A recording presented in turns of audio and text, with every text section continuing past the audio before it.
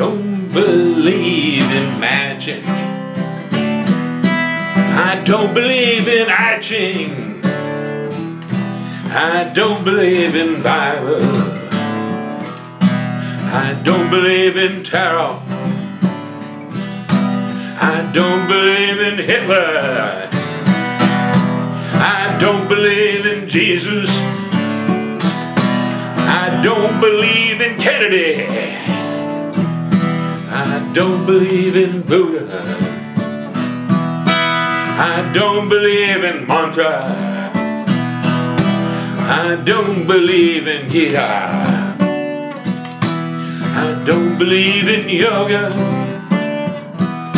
I don't believe in kings. I don't believe in Elvis. I don't believe in Zimmerman. Don't believe in Beatles. I just believe in me, and that's reality.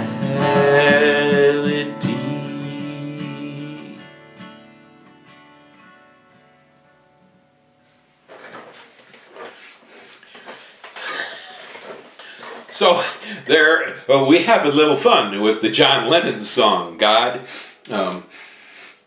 I think it was apropos because, after I posted the last video I had there about wealth, I did get a lot of feedback from people. All of it was positive, and thank you so much for watching the channel.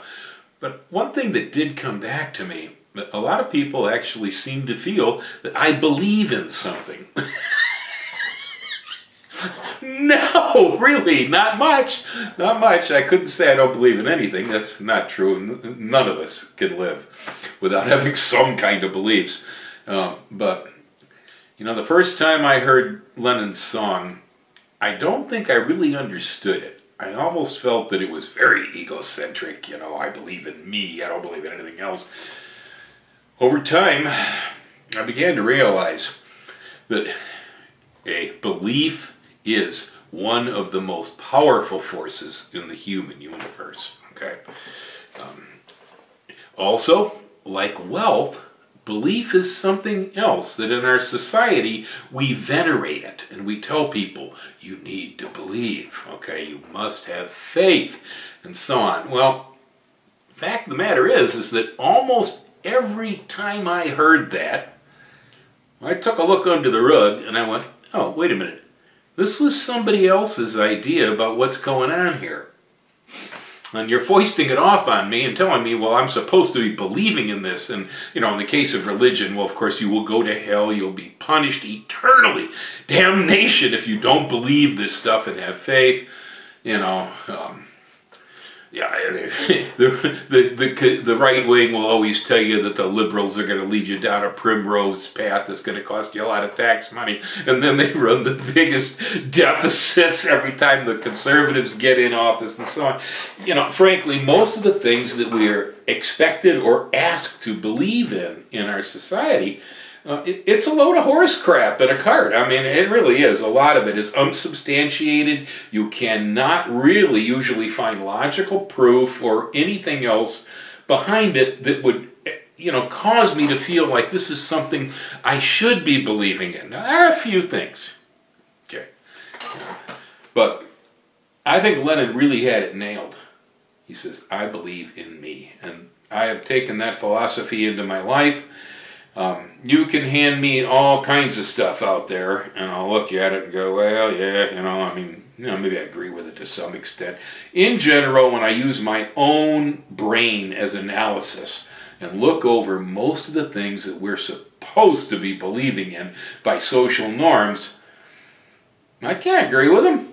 They're unsubstantiated. Most of them really are. In some cases, they're bold-faced lies.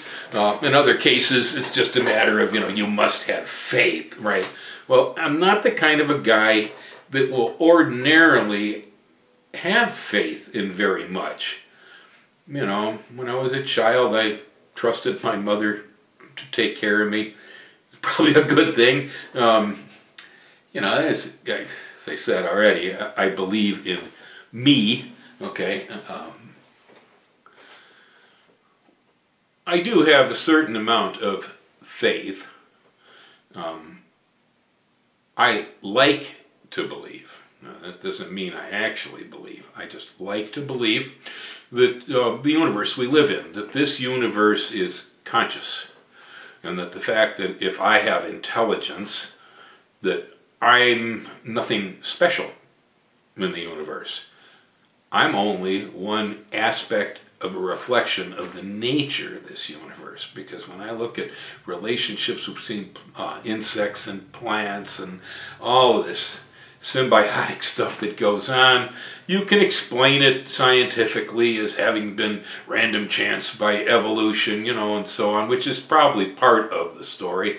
But as for the rest of it, to me, if an orchid figures out how to smell like a female moth and look like one too, so that a male moth will be tricked into pollinating that orchid, thinking he's getting a piece of a dating service. Wow. I mean, you know, Darwin's got a part of the picture, but I actually believe that there is intelligence being reflected there somehow. It seems more probable to believe that there's intelligence behind that than there isn't, from my point of view. So I have faith to believe that the universe actually knows it's here, is aware of itself, and wants to be as much of anything and everything that it possibly can be. Infinite novelty, quoting Terence McKenna. You know, as it can, and obviously using logic, I guess I'd say, well, you know, it's just all random chance, right? It just happened. Well, that's gray. That's boring. I mean, really, what a dull story. There's no plot there, you know? There's nothing really of interest. And I really prefer to think that the universe is intelligent. I'm just a reflection of it. That's all. And, you know, maybe if I'm a little special as a human being, I'm a little special because I seem to be self-aware of that fact. Yeah, so I consider myself the eyes of the universe and the ears of the universe to hear and see and touch and feel things that otherwise may not be accessible to the massive consciousness at large. You know. Anyway, this is an act of faith. I like it because I think it's prettier than the dull gray story of just random chance. That doesn't mean it's right, okay? And so when it comes to belief systems, because they are the most powerful things that we ever involve ourselves in, I think belief really needs to be taken, as some people would say, with a grain of salt, that it's always subject to scrutiny. It should be, by the people who believe it, really.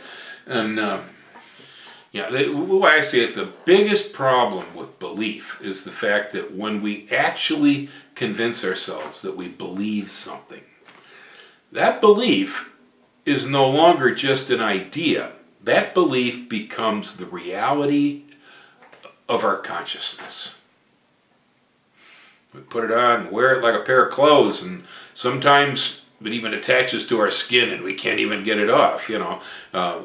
We become associated with the belief becomes part of us, our world is then structured around that belief. And that can be a very dangerous thing, depending on what your beliefs are. I believe that chocolate tastes pretty good.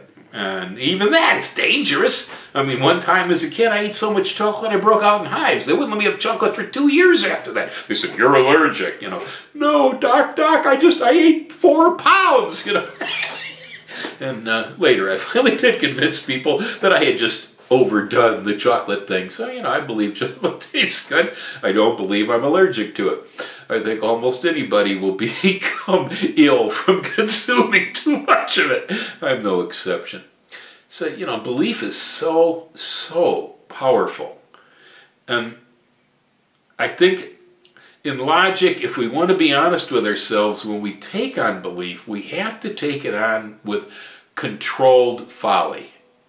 It's about the same thing as a grain of salt. But in other words, we realize the power of beliefs. We realize that they can shape or warp, depending, our world. And because we know this, we have to realize that belief and our consciousness are two separate things unless we allow belief to become our consciousness. This is really common. It happens a lot, with political and social ideas. It happens entirely in religions, for instance. And everybody thinks they're right, and the rest of y'all are going to hell, believe me, That actually, for me, I guess, is where all of this started, when I began to question, because as a child, I had Christian education, Lutheran parochial school, throughout all of my grade school. And, they kept trying to get me to believe. I guess that was a, third grade heretic. I couldn't swallow it. That's not to say that, I believe that a lot of things that Jesus had to say when he walked this earth were right on. I live many of the principles that Christ left us. So I'm not saying there's something wrong here. There's just a whole lot of the rest of how Christianity interprets what was said that I do not believe in at all. Okay. I just did a small, short one, It's like Christianity, it's a male God. It's a male God. Well, that's BS. Our world is divided into male and female. There's only things around here that don't have that, or like amoebas, in the lowest forms of life. So is God like the lowest common denominator or the highest, Anyway, I don't believe that such a being, if such a thing existed, would be one, the other, neither, or both, And so expressing God always as the Father in Christianity, you realize that if you go back and you look to see when the scriptures were first structured, when the church began to compile them, they would throw out this, that's heresy, they'd keep this, they'd throw that out, and so on and so forth. It got filtered down to what we eventually, most of us call the King James Bible, is pretty close to one of the original compilations of the writings about, the Hebrew people. You'll find that they threw out almost everything that had to do with spiritual power in women. That there's a reason behind it. It's politically motivated or socially motivated, because it was, Constantine, the first Holy Roman Emperor, who decided that if you kept throwing Christians to the lions, and they refused to let go of their guy Jesus, and they die for the belief that there was awesome and tremendous power in this belief. And so Constantine said, hey, the heck with it, we can't beat them, let's join them. So he made Rome Christian. They were previously, polytheistic, and part of the ancient pagan traditions were the earth mother goddesses and so on, and they had to get rid of that. They had to burn that one out, because they just didn't want people hanging on to all the pagan stuff. And so they burned out most of the femininity in our scriptures. And just one brief example. I can go on and on and on. Even as a child, these flaws jumped right out at me. I said, wait a minute, there's something wrong here. This doesn't work, okay? And it's true with a whole lot of belief systems. When you really, really have a good hard look at them, even though people take them on as being reality, they're just belief. That's all they are. But belief is very, very powerful. Very powerful. And I think it's something that we should exercise with caution. Belief is maybe more destructive than nuclear warheads, depending on how you want to look at it. It certainly has created enormous chaos on the face of our planet. And the society supports it, though. See, we're often told, well, you must have faith, you must have beliefs. This is considered socially good. People who have good conviction and faith, it's like, when it comes to gardeners, I'm speaking mostly with gardeners over this subject, and, gardeners have their own belief systems. I certainly do. You know, there was a time when I firmly believed that our solution to the pollution of the 20th century, you know, and the environmental destruction of chemicalized agriculture was organic agriculture. And whereas today I will not condemn it. I eat organic food all the time. It's fine. But the system's not sustainable. Mostly, I think the biggest problem I have with it is it is constantly removing materials from point A, taking them and moving them to point B in order to create the result of crops. And that is not sustainable. Okay? Eventually, you run out of point A. The story's over. So in nature seldom moves too many materials around like that. Truly, in nature, there are examples of things moving from one place to another all the time. They do this. But, you know, they do it in kind of perfect systems. There really are very perfect systems that they're not really being taken from one place. They're being moved to this place, but then it's coming back around. It's a full circle system, which is closer to permaculture, okay? As far as what we have today, I would say permaculture or something similar to it. I tend to refer to this as biological agriculture. It is closer to planetary system. It is. It generally tends to cycle things right within the specific environment where it's working. You know, so instead of hauling in wood chips that might be contaminated with some disease or whatever that really should have gone back down around the trees where they were ground, because that's where it came from, and you're depleting the soil in that location when you move it. But instead, when you move it, you put it on your orchard. Well, there are some negatives involved that I would be very cautious about. For instance, moving tree diseases with the sometimes insects, you know. But whatever. Fact of the matter is, though, it's unsustainable because it's a ripoff. You're always robbing from Peter to pay Paul. You know, it's kind of how organic works. Permaculture is definitely more of a closed system. The more closed, the more looped the systems are, probably the more natural, the more appropriate, and the more intelligent they are. So, you know, I'm not condemning organic. It's really a good stepping off point from where we had been into something that will really be probably much better. I hope that we will at least be enlightened enough to pick up on that. But, you know, so I mean, I've had beliefs that I've had to change throughout my life, and they're constantly changing. And I realize they're constantly changing. Therein lays the controlled folly.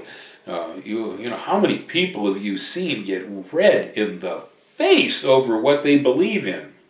I mean, I understand it's this brain stuff, you know, and we feel challenged, we want to, you know, go on the attack and so on, but belief spoils us. It's a key and a lock in your psyche. When you take belief and you put it onto your thought process as far as how you're visualizing the world, and turn the key and say, okay, this is my belief, you have now locked something in place that when it's firmly believed, it basically really can't even be challenged. You know, okay? And we're stuck with it. You end up owning it when you take on a belief. And truth is, very few of them out there that are 100% worthy of taking them on. Very few. I mean, there's some. But, you know, like John Lennon says, I believe in me, and I'll take John and I'm going to put him with the rest of the great sages and people who gave us spiritual guidance during the 20th century. He would be one of them, as well as Mahatma Gandhi, Martin Luther King, and I'm going to put George Carlin in there too, because despite the fact Carlin was a comedian, that man spoke so much truth, and George believed in almost nothing. Listen to him. He believed in nothing. As far as he was concerned, the mass majority of it was all bull. I mean, that was towards the end of his life. I believe that was the name of one of his albums, either it's all bullshit and it's bad for you. You know, and so I'm going to use his words, because he always used those words. He believed in them. You know, these are all good, appropriate words, all-purpose words. I like them. But yeah, his expression was that everything we're handed is pretty much spoon-fed garbage, and it's not good for you. Most of it. We all have our own individual brains and our own individual thought process that sometimes I wonder how much we really use that. You know, humans tend to be herd creatures. You know, we're gregarious. We tend to like to stick together. Even I get lonely, and I'm a kind of a hermit sort of a person. I'm not the most social human being you'll ever meet, that's for sure. I tend to be kind of bugged by too many people being around. Few close friends, love them. Few good relatives, oh yeah, love them. You know, I need my friends and my peoples too, but I think a lot of us are just far too impacted by the pressure of the peers we have around us. Do you really believe most of those people that you're basically cowing to when you take on these beliefs and these ideas and you wear them, you know, because you don't want to be challenged, you don't want to stand out, you don't want to be an oddball, you know. Do you really believe that most of that stuff is actually true, or that it's good for you? I don't think so. Like George said, it's bad for you. A lot of it is bad for you. And I don't know why. I don't really know why. We just don't seem to often have the individual judgment to discriminate these ideas for ourselves. Maybe I've always been a goofball, an oddball. I've never been a normal person. Not anywhere that I can recall in my life.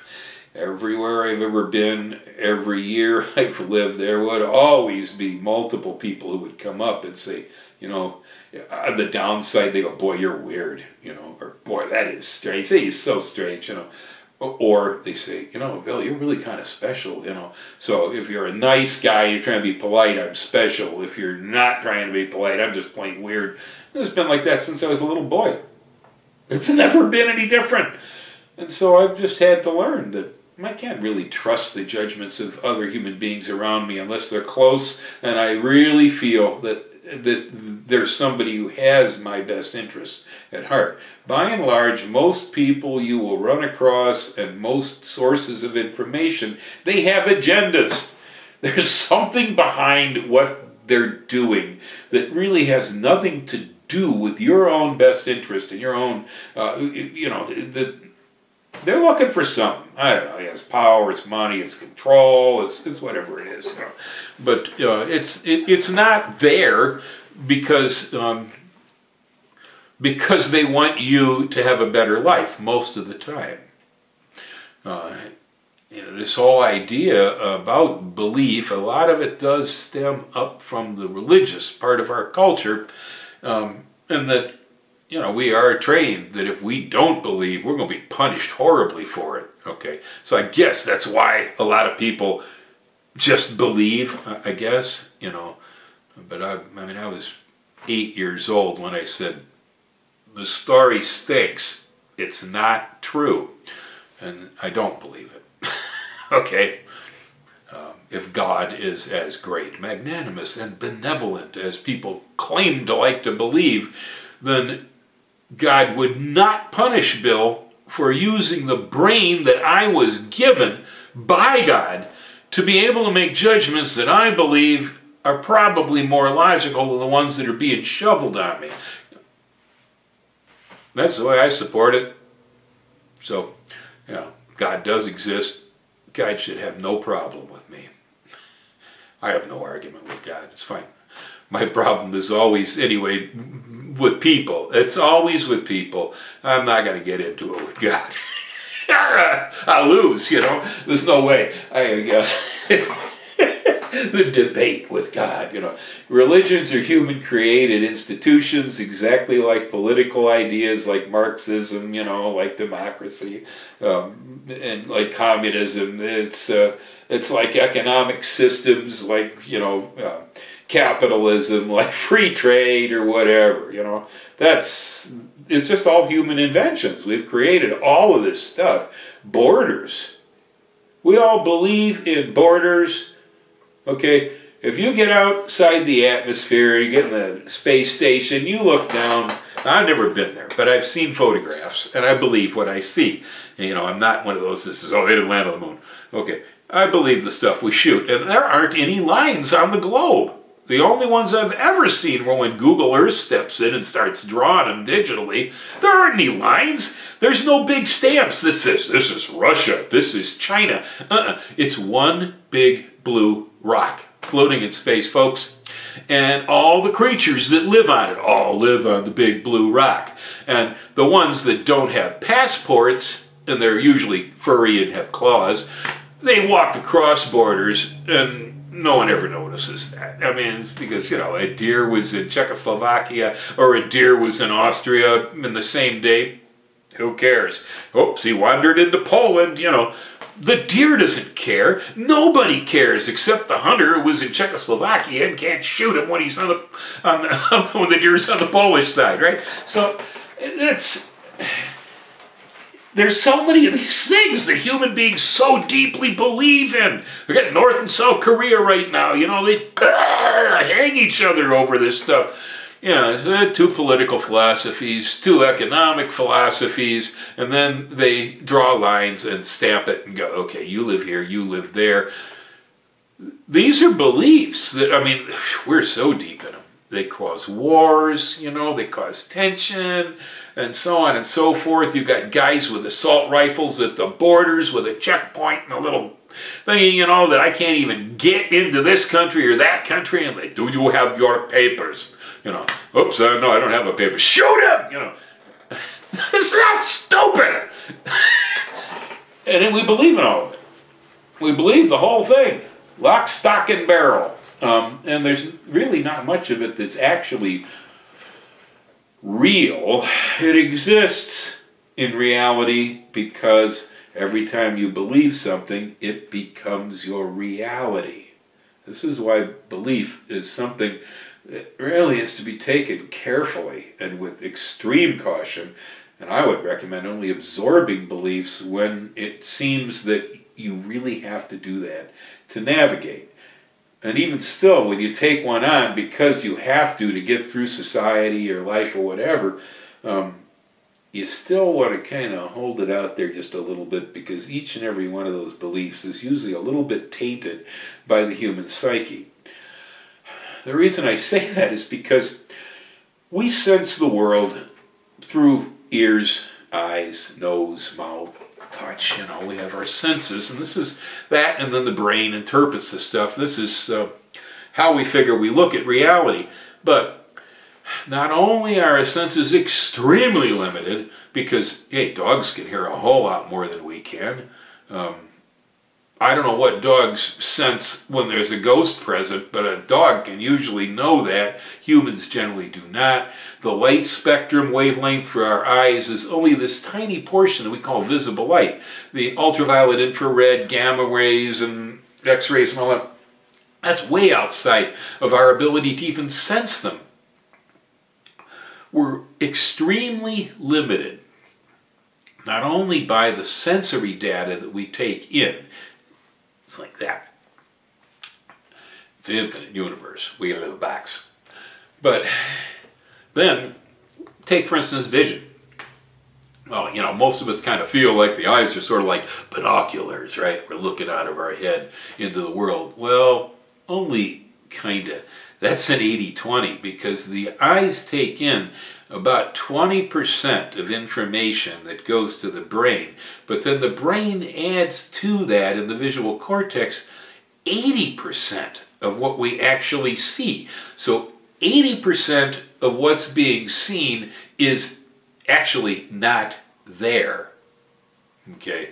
We're only seeing about 20% of it because we can't look up every detail anyway. You know, somewhere in the background, this big tall green thing, the brain goes, oak tree. You know, if you're a guy like Bill, well, it's an oak tree. What kind of oak? Quercus suber, you know, whatever. Depends on how well trained the brain is and how well it functions as far as how much of this interpretation actually becomes accurate. But by and large, 80% of it is generated by memory.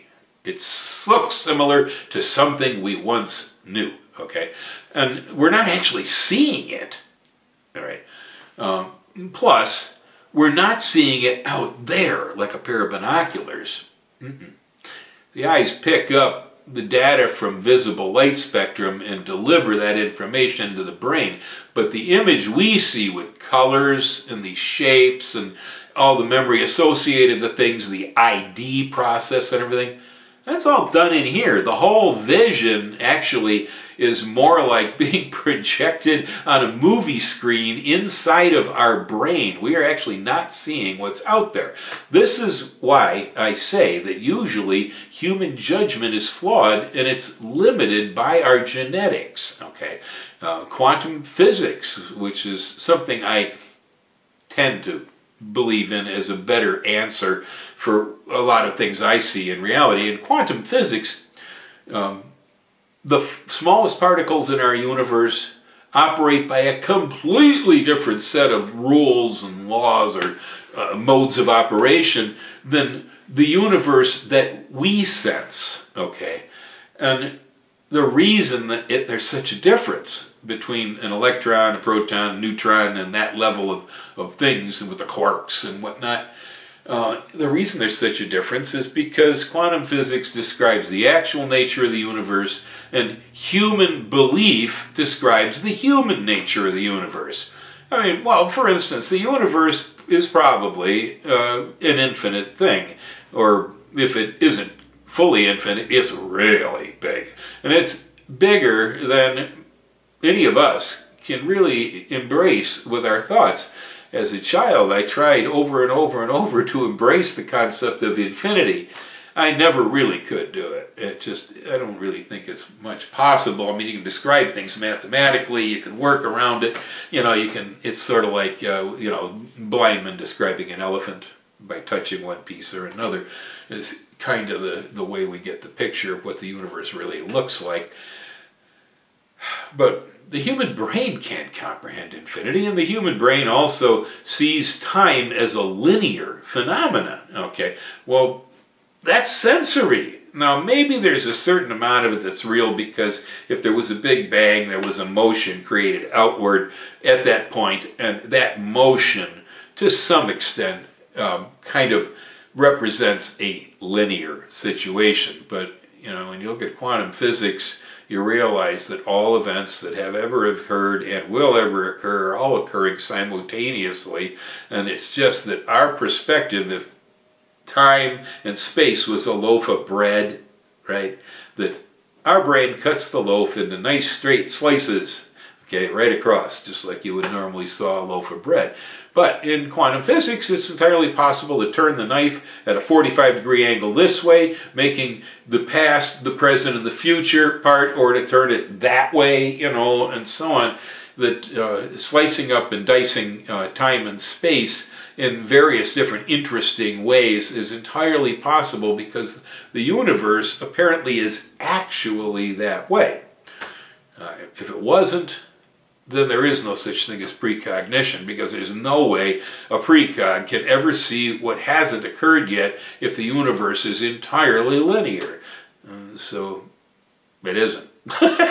It isn't, but it just looks that way to us. That time is a linear phenomenon. So almost all the data that we take in is kind of like tailored so that we don't freak out, because if we were seeing all time and space as being an infinite, and that everything is happening in one space and point now, and that all points in space are as accessible as any other point in space, the brain can't cope with that. We, piece of popcorn or a ballpark frank that got overcooked. That's what had happened to us.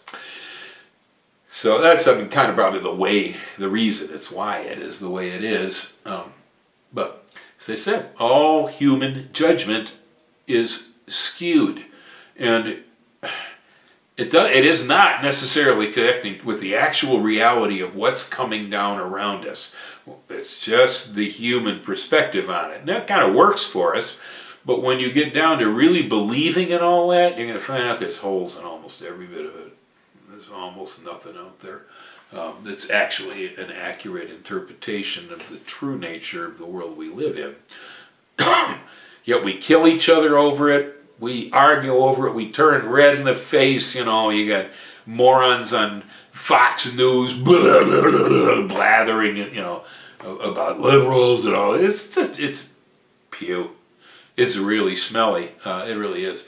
It's offensive. That we're actually that ignorant, by and large, that we don't realize that the things that we're killing each other over are just ideas. That's all they are. And so that's why belief is so powerful, and why I feel that belief is something to be taken with caution. Belief is like really strong medicine. It may help you. It might. Depends. It does help to bridge some of the uncertainty, but it can just as easily backfire on you, and it will definitely put a lock on your brain so you're not able to actually think any further than wherever you put that belief in place. Once that's put in there, it becomes monolithic, and you got to go through a 12-step program to throw that stuff out if you actually ever want to move on. It's why I say I believe in almost nothing. And like John Lennon, I'm one of the few things I actually believe in, because I think my judgment as a human being is pretty good.